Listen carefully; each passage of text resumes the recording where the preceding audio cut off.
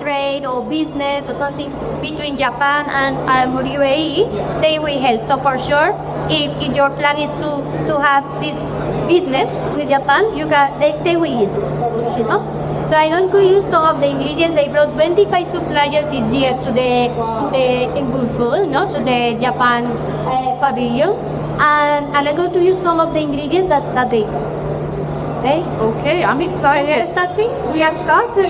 So in this case, I got to go fast because I have to show so many ingredients, and then I realized that big, and then I ran out of time. So we are going to start with the scallops, Hokkaido scallops. For sure, you know, no? Hokkaido scallops, Japan, they are like super famous and very good, no? They grow in a sustainable way, and this is why maybe they call me, no? Because you know that Boca is sustainable and that's why we're going to be shooting the star for Boca, yes. And this is very important for us, no? So they divide the area where they are fishing in pond bars, and they throw in the sea the baby scallops. No? So during 4 to 5 years, the scallops, they are slowly growing, eating like very rich plankton and very 4 or 5 years? Yes, for a scallop take like 4 to 5 years to grow. Wow. Yes. My respect for scallops is growing more and more, especially for the sustainable. Yes, so they put the baby in the sea, and then every year they collect for one line, next year the other line, so they top that again with baby scallops, and it's like a cycle, no? That they slowly they are developing until they are big enough to be big. They put it in the boat, then they choose if they are not good enough inside, they send back to the city. So they grow like kind of wild, but under Incredible. no? And for this scallop, I'm going to use Japanese sweet potato. Okay. Giant sweet potato. Japanese sweet potato, no? Like here you take it more starchy, it's more dry, so it's like very rich fish. I've never had a Japanese sweet potato. Why they eat the same by coming from Japan? And what's the taste? Not sure, we can like in other ways. And the ingredients look gorgeous. So many nice colors here. That's important, no? In a plate, always the colors and the painting. You do. Yes, especially in fine dining that you are specialized. Well, so the scallops are sizzling already. I don't know if you can hear it. And the smells are going to start soon. yeah, so we are going to start with the sweet potato puree. Puree, okay. And I like a lot the contrast between the salty things, sweet, acidic, you know. I like to put all these things in my plate, so because you can find different things in one bite, you know. You satisfy our 5 tastes: salt, sour, sweet, bitter, and savory. I prepared for you. Yeah, I prepared some things and also I preserved myself. Please continue. you tend to eat, yeah. So we do like nice color, no? The caramelization of the scallop is like super good, no? Because inside we are going to leave raw, no? Or medium rare, we call it red. And then outside like crispy, no? Any fans here of scallops? Do you prepare scallops? Yes, yes. Okay, almost like that. Okay, of course. Jethro loves the scallops. Yes. And he brings the scallops. So now we are making caramelized scallops, medium rare. So this is size S, the small, no? So for sure, Hokkaido scallop you can find many sizing, but this is not a fair size, no? For a How many sizes of scallops are there? All medium. Oh, I don't know. do we have jumbo scallops? I don't think so. I'm not sure. I cannot say. No, I will investigate. Okay, so that was like magic. We spoke and then add here. So we have this scallop. You see, they are juicy inside, but that's the mental fat, no? That they are going to eat like, well. When you said that it takes 4 to 5 years for them to grow, now I think they need to eat them. But no worries, because the next year after, they again put the babies that below for 5 years. Frogs, they are in the sea and they are eating like good placenta and those very good. This house in Japan or somewhere else? Japan, in Hokkaido, okay, in Yomaigeko. Yes? And then of course we keep going with Japanese flavors for this dish, no? I don't have any except this in Japanese kitchen, but I like the flavor. Of course, we put level Nice blend of your cashew good and experience. I think you have over 20 years of experience as a chef, head chef, and Michelin chef. And now we are going to play with this Japanese sweet potato, which I never had. Yeah, because now we are filing, we have purees. Apart to want to make up contrast with the puree, we need to put another fix, no? So chunks of sweet potato, we are going to put Zranies green apple, not for the acidity, so Zranies green apple, so green apple, Date. And that's the follow-up. the some cashew, some more crispy, and both chives, because the deep color sauce. I almost feel like I want to put my hand this year. And now we have like yuzu trapo dressing, so we can bag it in Japan with the yuzu, no? Of course, here we could little bit of sugar. Not sugar is always quite big. Just a bit, just a bit, yeah. Trust me, you want to taste this. It's nothing curry money here. And now we have like a vinaigrette, no?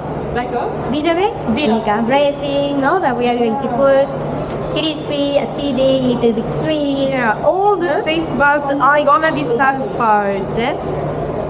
Here, I don't think we have enough for all of you. We can try. later we have the tasting, no? Yes. That is, and we can pin it with some ghee. Yes. The touch. Yeah. I always love when chefs are using these utensils, like artists plating the canvas. Yeah. Okay, I cut it with the hot one and I go with the one. Okay. You want it.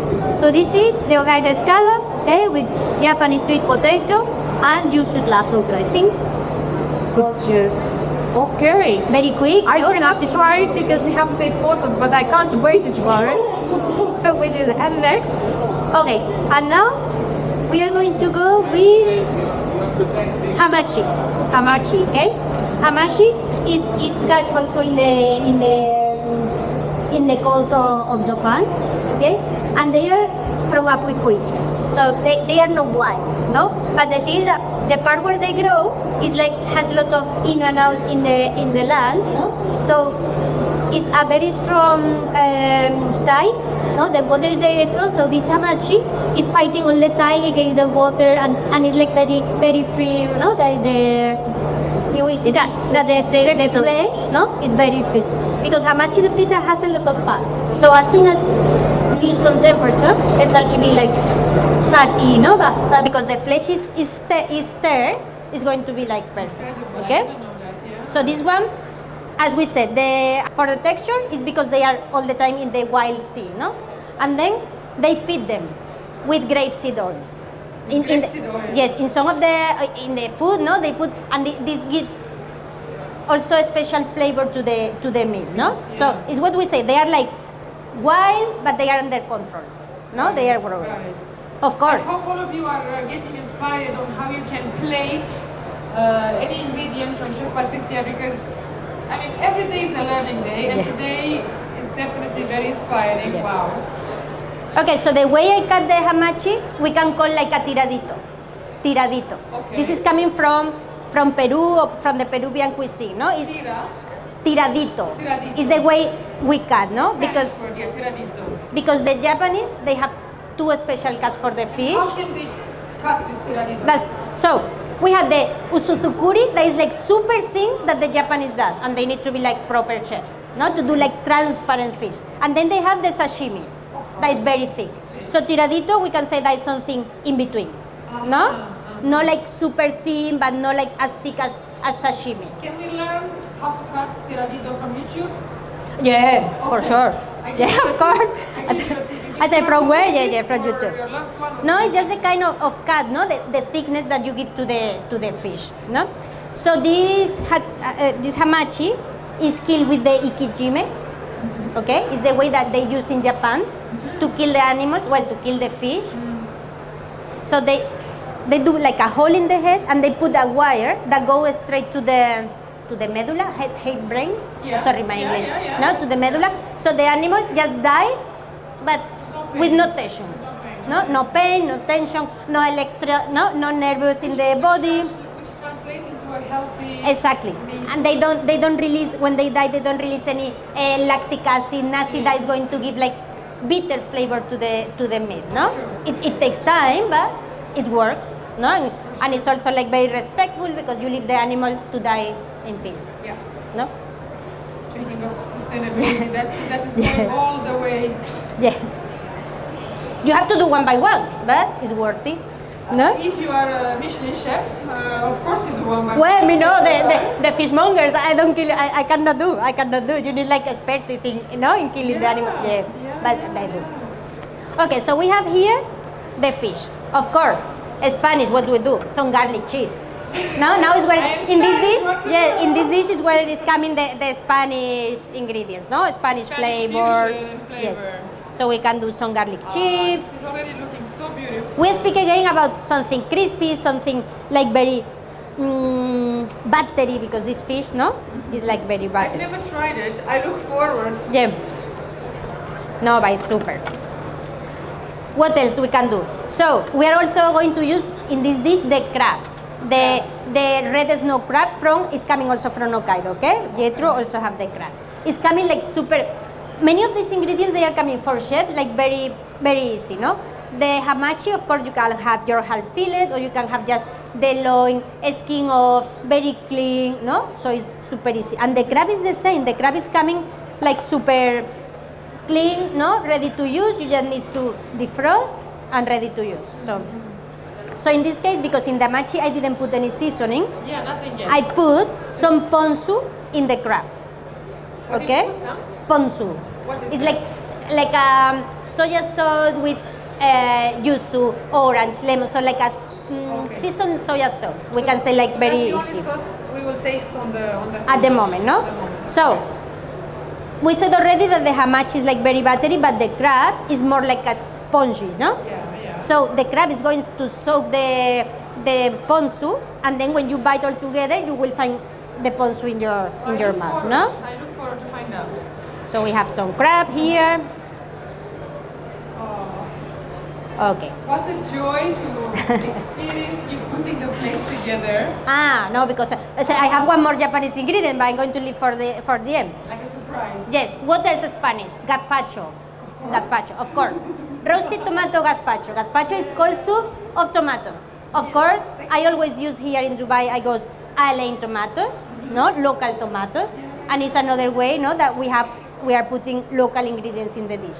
Not just because they are local, it's just because they are good, no? Okay, So if they you are say good. so, no? you know better. You are the chef. And it's a roasted tomato gazpacho, so the flavor is going to be like more concentrated in the tomato, no? A little bit more sweet. And that's why you said you have the acidity from the gazpacho, Yeah. and then all the other flavors from the fish, from the crispiness Yeah. of the Garlic. garlic. Yeah, the different texture of the fish. We have the fish and we have the crab, no, with I've different never had this textures. combination. It's No? amazing. You need to try, no? I need When to you are at try. home, just what can I mix today? Just mix. It works, Or works. I come to Boca, or I come to Of you. course, you can I come to Boca. you. You and everyone is welcome to Boca. Okay, so now this one that I have here, this is a furikake. Furikake, okay? It's another recipe, Japanese recipe, and for me, I use because it's like very zero waste, or it helps me a lot to reduce the waste. Furikake is a Japanese seasoning that is with seaweed and with fish and sesame. So when we clean the fish, there are always trimmings. Thank you.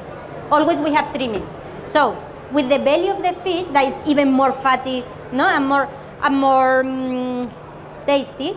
I put in a pan and I cook until it's like toasted, nearly burnt. Well, not nearly burnt, very toasted. That is just like a sand, Okay. no? So we are using all the trimmings of the fish. We are using here, and this is like seasoning. It's even more flavor, no, to the dish. So we put the seaweed, the nori seaweed, the fish belly, and some sesame, no? And they use a lot. Maybe when you see that these bowls in the cartoons, in the Japanese cartoon, they are eating a bowl full of rice with something on top, some color. It's furikake, no? It's a seasoning. Furitake. Furikake. Furikake. Okay. So many things to learn from Of course, your I chef. know, I say again, I'm not pro in this, but I try my recipes. Okay, of course. So we can put some furikake around the dish. How beautiful that looks. See? Oh, Okay.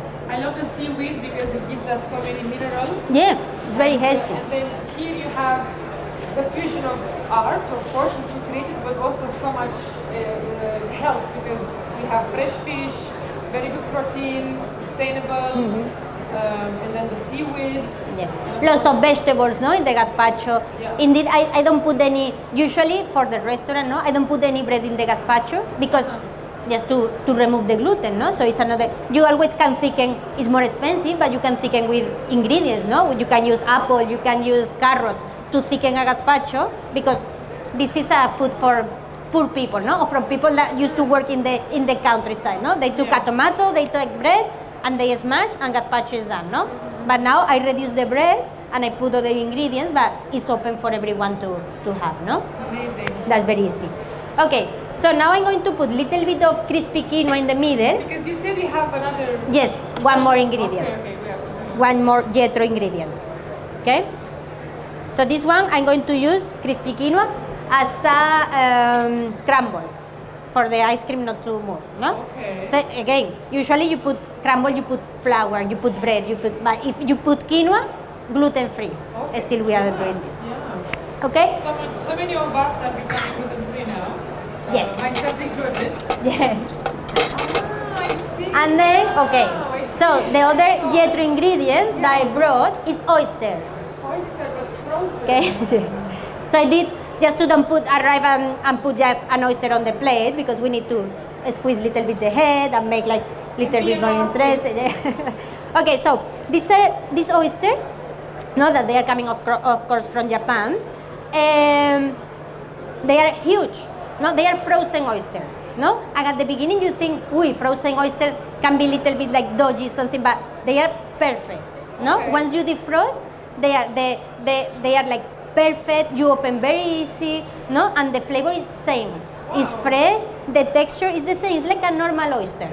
Okay. No, so they are very happy or very proud of their oysters because the way they grow and the sea where they have in the sea is so rich in plankton that they eat a lot. And they try not to overcrowd, no? They have amount of oysters to use and they don't fill up with so many oysters to make more production. So usually an oyster takes also 2 to 3 years. Yeah. No, you can have oyster of 2 years, 3 years, but they grow their oysters in 1 year. Because they are eating, very healthy, very good. So they Okay. grow in 1 year and the size like huge. And now they No? are here, frozen. They are here. But Yes. why does it look? It looks like an Because it's a sorbet. It's a Ah, sorbet. no, okay, the color. The Okay, I'm green. going to explain you the It looks color. like an avocado paste. No.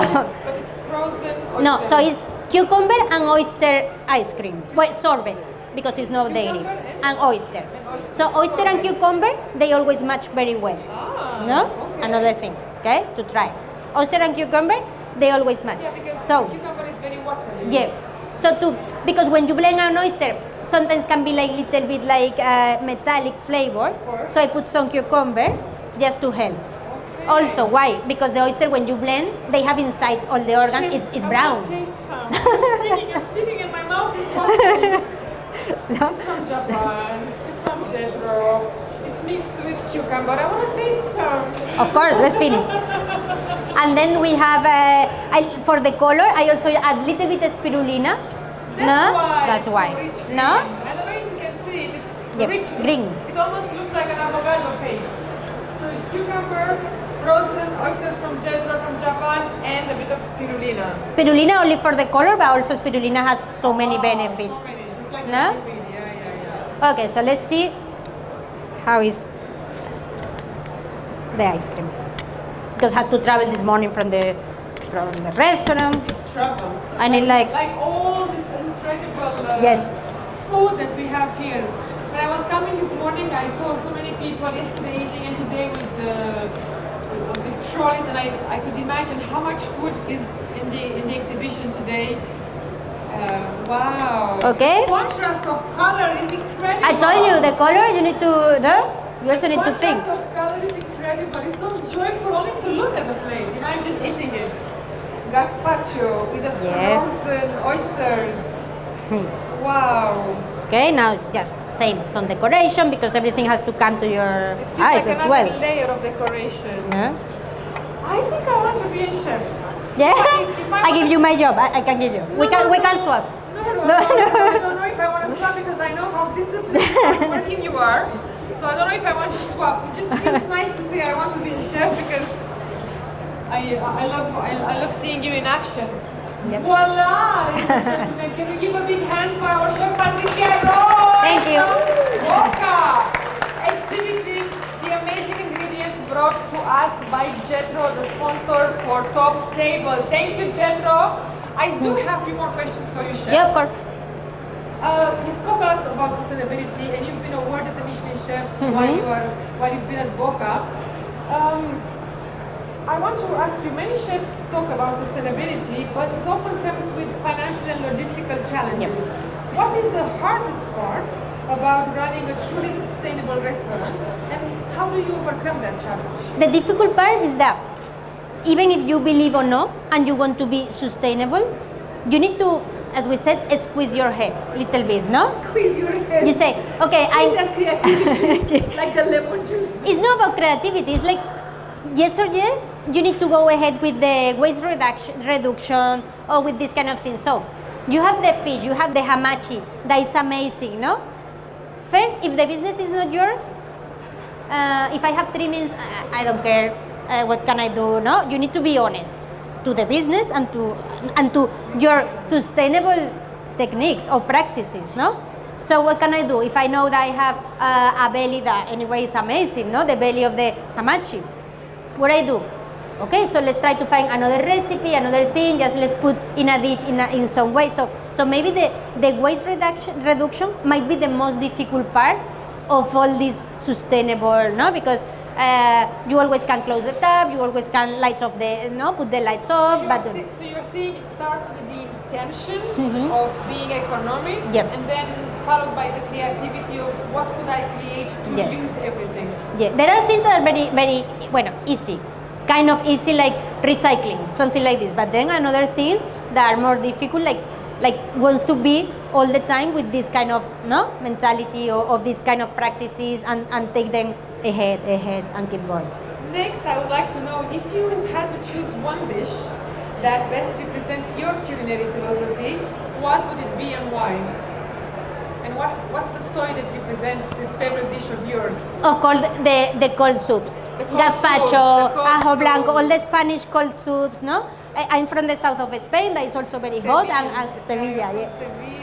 And we eat a lot of these cold soups because summer are hot, no? And you can be the whole year eating this kind of thing. I could be eating gazpacho every day. I don't have problem, no? Isn't it too acidic to eat it every day? No, it's good. It's good. It's refreshing. It's healthy.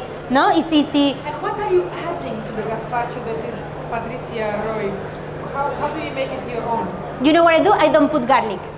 It's not that what I add, it's what I don't add. I don't put garlic. So it's less heavy and you can have as much as you want. I love this perspective in cooking, but also Yeah. in health. Very often, sometimes with health, when we want to take supplements, we add, but many nutritionists and health professionals, they say, no, let's reduce. Let's take some things that you are eating or taking Yep. out. And for the gazpacho, you took the garlic out. Yep. Okay, so among your top favorite dishes are the soups. Yes, for Okay. sure. And the churros. How to that forget one. churros? That one. They make us Yeah, happy, yeah. sugar. Doesn't matter. I can eat churros as much until I'm sick. But I can be eating churros. It doesn't look like you're having churros because you're in top shape at the top table. Yeah. So what's the secret of staying fit and so beautiful while having so many churros? Because you're saying I can have churros. Well, first because in Dubai I cannot find churros. Easily, no?